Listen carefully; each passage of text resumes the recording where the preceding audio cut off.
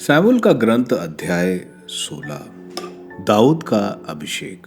प्रभु ने सैमुअल से कहा, तुम कब तक उस साउल के कारण शोक मनाते रहोगे जिसे मैंने इज़राइल के राजा के रूप में अस्वीकार किया है। तुम सींग में तेल भरकर जाओ, मैं तुम्हें बेतलहम निवासी यिशै के यहाँ भेजता हूँ, क्योंकि मैंने उसके पुत्रों में एक को राजा चुना है।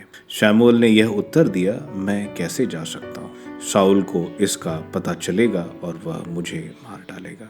इस पर प्रभु ने कहा, अपने साथ एक कलोर ले जाओ और यह कहो कि मैं प्रभु को बलि चढ़ाने आया हूँ। यज्ञ के लिए यश को निमंत्रण दो। मैं बाद में तुम्हें बताऊंगा कि तुम्हें क्या करना है। मैं जिसे तुम्हें दिखलाऊंगा उसी का मेरी ओर से अभिषेक करोगे। प्रभु ने जो कहा था सैमुअल ने वही किया। जब वो बेतलहम पहुंचा तो नगर के अधिकारी घबराकर उसके पास दौड़ आए और बोले, कैसे पधारे? कुशल तो है? सैमुअल ने कहा, सब कुशल है। मैं प्रभु को बलि चढ़ाने आया हूँ।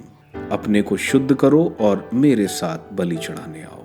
उसने यिशै और उसके पुत्रों को शुद्ध किया और उन्हें यज्ञ के लिए निमंत्रण दिया। जब वे आए और सैमुअल ने एलियाब को देखा तो वह यह सोचने लगा कि निश्चय ही यही प्रभु का अभिषिक्त है। परंतु ईश्वर ने सैमुअल से कहा, उसके रूप, रंग और लंबे कद पर ध्यान न रखो, मैं उसे नहीं चाहता। प्रभु मनुष्य की तरह विचार नहीं करता। मनुष्य तो बाहरी रूप रंग देखता है, किंतु प्रभु हृदय देखता है। यिशै ने अबीनादाब को बुलाकर उसे सैमुअल के सामने उपस्थित किया। सैमुअल ने कहा, प्रभु ने उसको भी नहीं चुना। तब यिशै ने शम्मा को उपस्थित किया, किंतु सैमुअल ने कहा, प्रभु ने उसको भी नहीं चुना। इस प्रकार यिशै ने अपने 7 पुत्रों को सैमुअल के सामने उपस्थित किया, किंतु सैमुअल ने यिशै से कहा, प्रभु ने उनमें किसी को भी नहीं चुना। उसने यिशै से पूछा, क्या तुम्हारे पुत्र इतने ही हैं? यिशै ने उत्तर दिया, सबसे छोटा यहाँ नहीं है, वह भेड़ें चरा रहा है। तब सैमुअल ने यिशै से कहा, उसे बुला भेजो। जब तक वह नहीं आएगा हम भोजन पर नहीं बैठेंगे। इसलिए यिशै ने उसे बुला भेजा। लड़के का रंग गुलाबी, उसकी आंखें सुंदर और उसका शरीर सुडौल था। ईश्वर ने सैमुअल से कहा, उठो, इसका अभिषेक करो, ये वही है। सैमुअल ने तेल का सींग हाथ में ले लिया और उसके भाइयों के सामने ही उसका अभिषेक किया। ईश्वर की आत्मा दाऊद पर छा गया और उसी दिन से उसके साथ विद्यमान रहा। सैमुअल लौटकर रामा चल दिया। दाऊद साउल की सेवा में। प्रभु के आत्मा ने साउल का त्याग कर दिया और प्रभु का भेजा हुआ एक दुष्ट आत्मा उसे सता रहा था।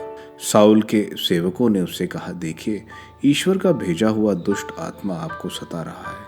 हमारे स्वामी अपने दासों को आज्ञा दे दें कि हम जो आपकी सेवा करने में प्रस्तुत हैं, आपके लिए एक ऐसे व्यक्ति का पता लगाएं जो सितार बजाने में निपुण हो। जब जब ईश्वर का भेजा हुआ वह दुष्ट आत्मा आप पर सवार हो, तब तब वह सितार बजाए, जिससे आपकी बेचैनी दूर हो जाए। साउल ने अपने सेवकों से कहा, हाँ, मेरे लिए एक निपुण सितार वादक का पता लगाओ और उसे मेरे पास ले आओ। उन युवकों में से एक ने कहा, मैं बेतलहम में यिशै के पुत्र को जानता हूँ।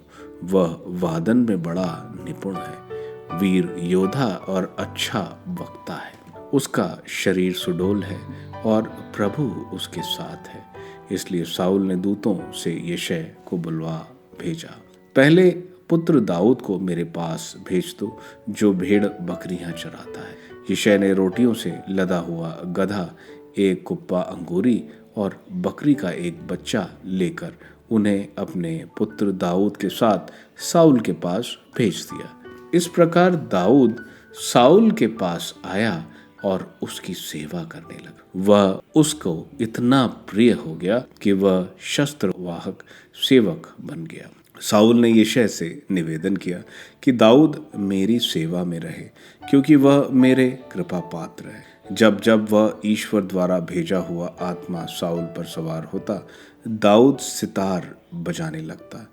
इससे साउल का मन शांत होता, उसे आराम मिलने लगता और वह दुष्ट आत्मा उससे दूर हो जाता।